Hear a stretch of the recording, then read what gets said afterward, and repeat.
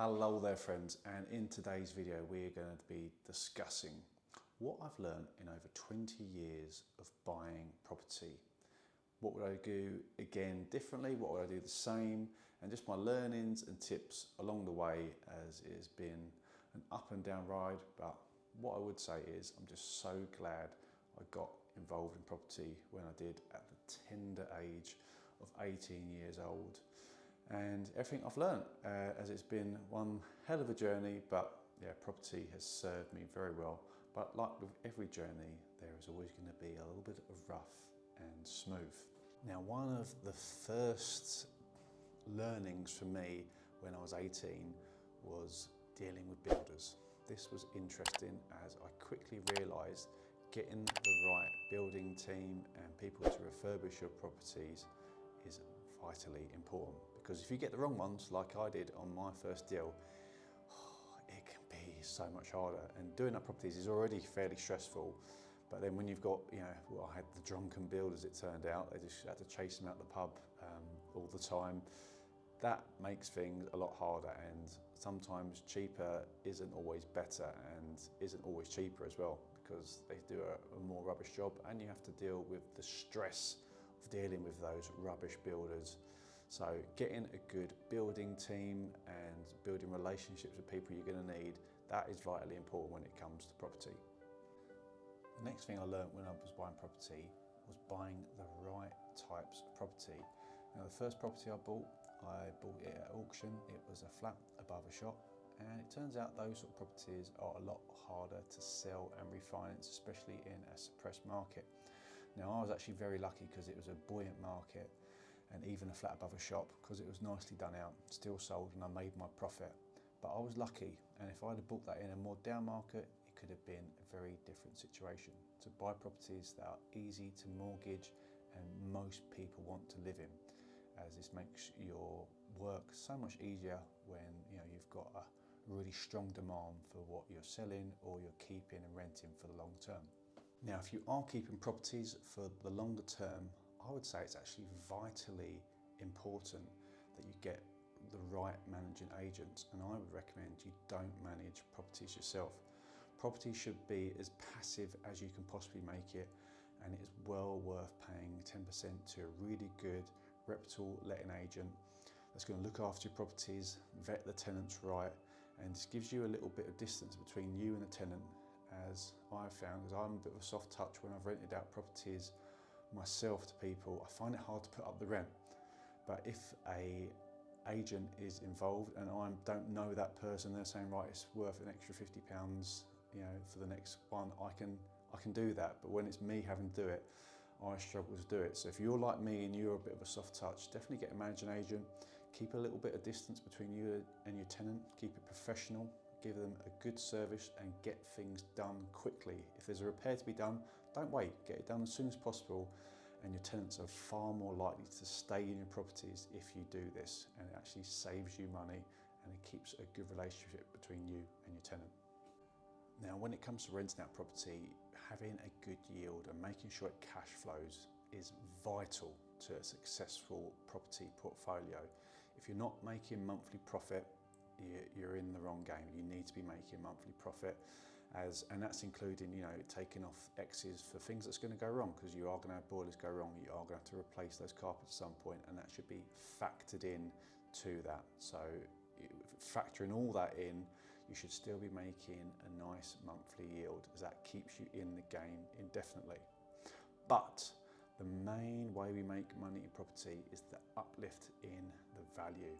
So buying in areas with good capital appreciation, and you can see that capital appreciation is going to be happening more so in the future. This is the key to doing very, very well and making serious money in property. So this should be in the forefront of your mind. So I've got to show you this radiator. This is the Leaning Tower of Pisa radiator, I call it. So this is actually in one of my properties.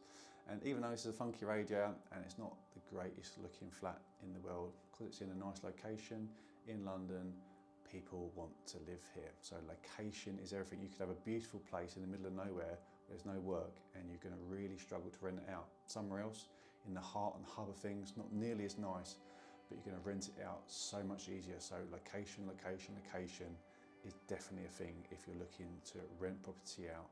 And also if you want to sell property, you need that demand. So in terms of getting the property initially, there are some very important things to do. One is to really know your local market. Look at 100 plus properties. Yes, that is right, 100 plus properties. So you really know what you're looking for and you know the differences between the roads. Also having a top solicitor that specialises in buy-to-let mortgages, if that's what you're doing, or HMO mortgages, if that's what you're doing. Commercial mortgage, obviously exactly the same thing. You get certain solicitors that specialise in this, and you want to pay the extra and get those, as it makes your life just so much easier. Also, your mortgage broker is vitally important. You can have one broker says, no, you can't do this deal. Another one who just knows a bit better, he knows that market better, he can do the deal. And don't be afraid to pay a bit more and pay the fee, because some mortgage brokers do it for free and they just get their money from the lender, but some charge you. Don't be afraid to pay for the ones that charge you, because it can make such a difference in terms of the deals, getting you better rates. And these guys, specialise in the market. And if they buy-to-let properties themselves, this is a big green tick for me, as I know they're going to really know that market a lot more, and they have a personal interest in it as well. So that is definitely a big one, and I would always sort of follow those key principles. So a very powerful thing when it comes to property is actually leverage, and this is getting a mortgage. This is really what separates property from stocks in my mind, because it's the leverage that makes property a better asset class. Because with stocks, I've got 50 grand, I can put that 50 grand in there, that doubles, I got now 100 grand. But I put 50 grand into property, I get a £200,000 investment, that doubles, I then have 400,000, but I've only put 50 grand in. So that is what makes it powerful. And leverage is, a double-edged sword. It can serve you and it can kill you, but if it's used right, if it's used correctly, it's a wonderful and powerful tool, can really explode your wealth. And I would highly recommend using leverage when you're buying property to get the most out of your results. If you've just started in property as well, or you're just about to buy your first property, I would highly recommend to only speak to people who are already in it, have properties, or are interested in investing in property. Because if you're talking to people that don't have a clue what they're talking about, a lot of time they can put you off. They say, oh, that's risky, that's this, that and the other, but they've never actually done it themselves, have no interest in doing it, and perhaps maybe don't even want you to do it because they don't want you to sort of break out of your usual mould. So speak to people that are into property, who specialise in property, and the people who are not, it could be people you really, really love, like your mum and dad, but they could put you off doing it. And I know this actually happened to my business partner. His mum and dad were sort of not very sort of anti-risk, and it put him off for like 20 years when he could have been investing.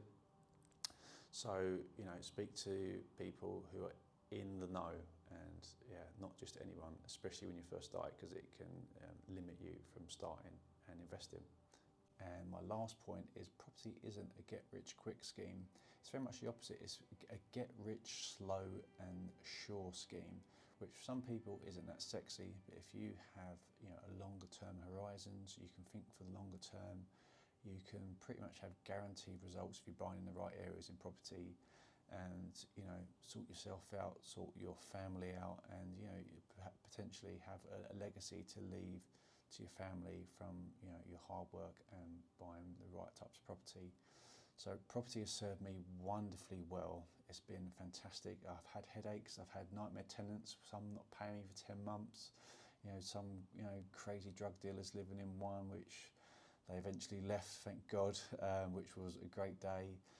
And so it does come with headaches. It's not truly passive, even though it can be very passive if you have the systems set up right and you try and extract yourself out from the property the property process and have good letting agents.